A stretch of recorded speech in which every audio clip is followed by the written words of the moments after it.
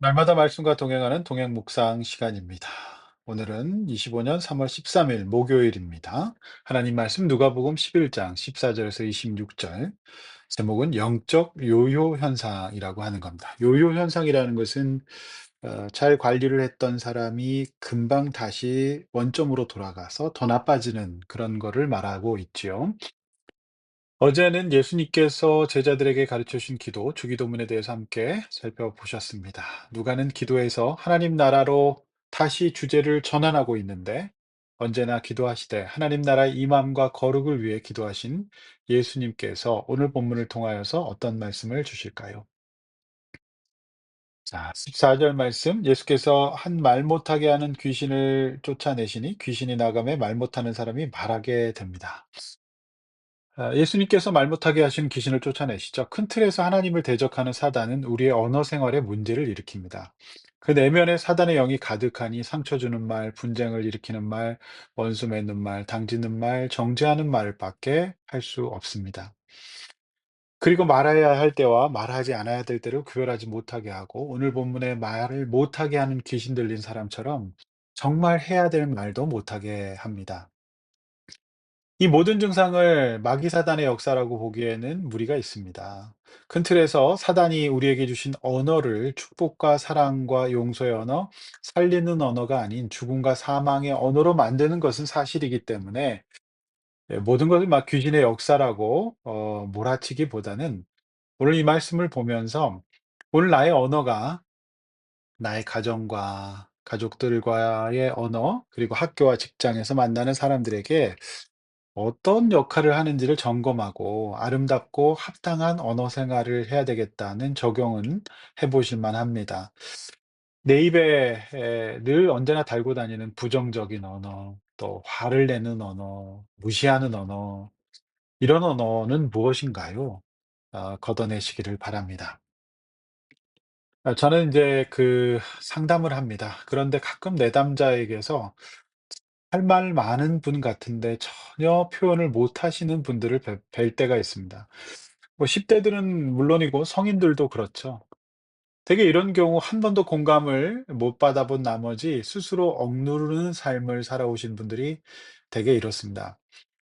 그래서 내공 있는 상담자가 기다려 주고 지지해 주고 공감을 제공할 때 조금씩 말하기 시작합니다. 한 번도 받아보지 못한 공감 받아보면서 마음속에 눌려 있던 표현들을 해내면서 조금씩 회복의 길로 들어서게 되는 것을 보지요.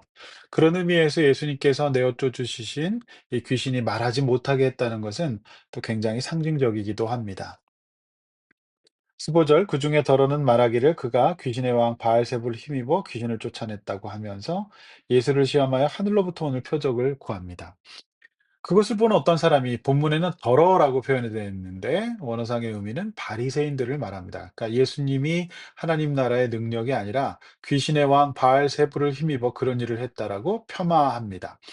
쉬운 말로 예수님의 이 하나님 나라의 역사를 그냥 용한 무당 정도로 본 겁니다. 그래서 더러는 그러니까 바리새인들은 그것을 보고도 예수님을 시험하여서 다른 하늘로부터 오는 드라마틱한 표적을 보여보라고 말합니다. 교만한 겁니다. 불경한 겁니다. 누가 누구를 시험합니까? 자, 17 절에서 예수께서 그들의 생각을 아십니다. 당연히 아시죠. 교만과 악함 모르실 리 없습니다. 스스로 분쟁하는 마귀의 장난은 망할 수밖에 없고 만약에 18 절에 "나의 능력이 바알세불로부터 나갔다."라고 한다면 어떻게 하나님 나라가 서겠느냐라고 반박하시죠.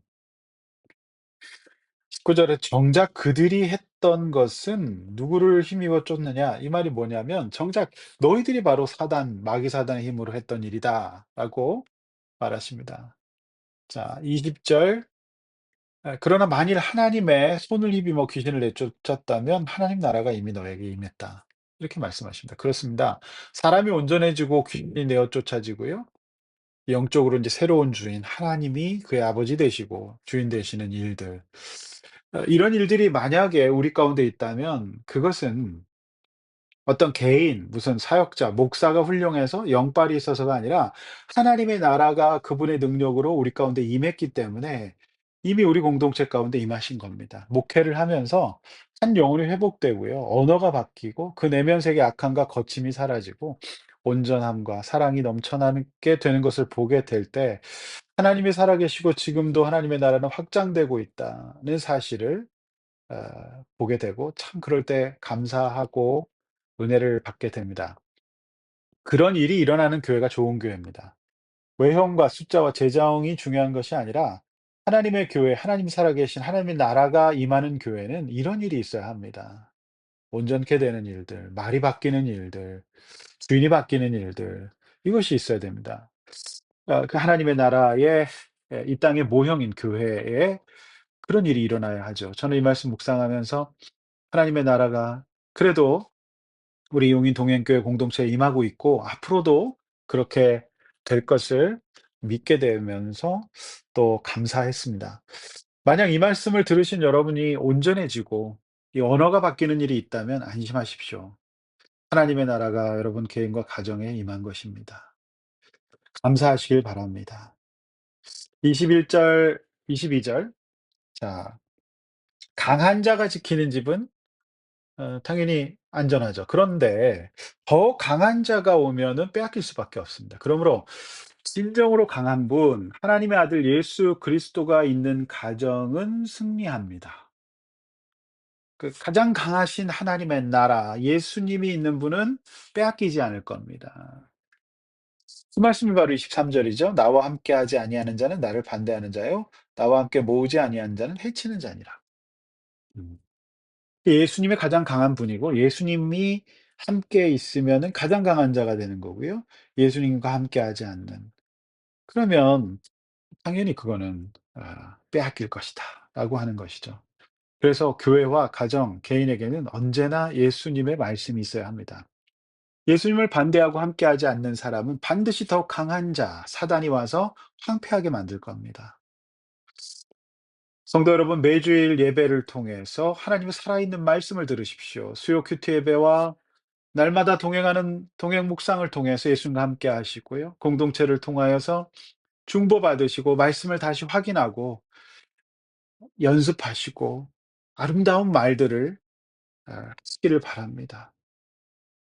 그것이 최선의 나와 나의 가정을 지키는 길인 것입니다. 마지막 24절, 26절. 더러운 귀신이 나갔습니다. 그런데 이 사람이 다시 와 보니까 그 집이 청소되고 수리되었어요. 그래서 더 악한 귀신이 일곱을 데리고 와서 들어가서 그 사람의 나중 형편이 전보다 더 심하게 되었다는 말로 오늘 본문이 마무리되고 있습니다. 그렇습니다. 사단은 계속해서 누군가를 지배하고 황폐하게 만들 자를 찾고 있어요. 하나님의 나라의 역사와 사단의 이 마귀의 역사가 이제 아직은 이 땅에 공존하고 있습니다. 그런데 예수님께서 그 마귀 사단의 머리를 상하게 하셔서 얘는 지금 술 취한 사람처럼 막 헤매고 있습니다. 근데 우리가 깨어 있지 않으면 어떻게 돼요? 여기에 말린다는 거죠. 그래서 이제 우리 예수님 다시 오실 때 이제 완전히 이 사단의 권세는 심판받아 저 지옥에 떨어지게 될 겁니다. 그래서 그날까지는 우리가 이렇게 이 전투적인 늘 깨어 있어야만 되는 이제 이런 구조로 가게 되는 거죠. 그래서 우리가 늘 깨어 있지 않으면 우리 집은 이전보다 더 악한 일곱 귀신이 들어올 수도 있다는 말입니다. 나중에 형편이 이전보다 더 나빠질 수도 있다는 건데요. 저는 이 말씀 보면서 우리의 몸을 생각해 봤습니다. 음식을 조절하고 열심히 운동해서 다이어트를 해 놓았습니다. 그런데 지속적으로 유지하지 않고 방심하는 순간 그렇게 열심히 관리한 몸은 삽시간에 망가지지 않습니까? 이것이 바로 요요 현상입니다. 우리 영적인 것도 마찬가지입니다. 영적인 것도 요요 현상이 있습니다. 성령 충만과 말씀과 기도, 깨어있는 신앙은 과거에 머물러서는 안 되고요. 오늘도 최선으로 유지돼야 됩니다. 주변에서 종종 그렇게 예수 잘 믿던 분들이 교회를 떠나고 죄악 가운데 살면서 망가진 모습을 보게 되죠.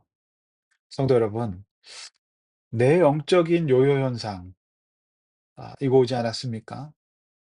그래서 오늘서부터 다시 시작해야 됩니다. 오늘 이 말씀 묵상하시고 여러분 큐티책에 여러분 기도 제목 적으시고 적용하십시오. 언어를 점검하십시오. 그리고 우선순위에서 밀려버린 내 신앙생활, 하나님과의 관계, 기도, 말씀 이런 것들을 다시 삶의 중심으로 가져오십시오. 날마다 하셔야 됩니다. 안 그러면 어느 순간 이전 형편보다 더 안 좋아진 나의 신앙이 있을 수 있습니다. 그래서 깨어 있으십시오. 신앙은 과거형이 아니라 현재형이어야 합니다. 오늘 하루를 하나님 앞에 잠자리 드는 순간까지 깨어서 관리하고 승리하시는 말씀 붙들고 승리하시길 바라고 여러분의 언어를 하나님 앞에서 잘 사용하셔서 영광 돌리시는 오늘 하루 되시기를 바랍니다. 기도하겠습니다. 하나님 아버지, 우리 몸에도 요요 현상이 있듯이 우리 영적인 것도 우리가 깨어 있지 않으면 언제든지 세상에 사단의 권세는 강력하고 달콤해서 우리를 망가뜨린다는 것을 오늘 본문을 통해서 배우게 됩니다. 하나님 아버지, 특별히 다른 것보다도 오늘 하루 우리 입술에 파수꾼을 세워서 말실수하지 않게 하시고 상처 주고 정죄하고 판단하고 비난하는 말이 아니라 사랑하고 용서하고 은혜로운 말 할 수 있도록 사랑의 언어 쓸 수 있도록 도와주십시오. 오늘 하루 잠자리 드는 순간까지 하나님 최선의 상태로 영적으로 우리가 영적인 스위치 끄지 않고 깨어서 지내서 승리하는 오늘 하루 되게 하여 주시옵소서. 예수님의 이름으로 기도하옵나이다. 아멘.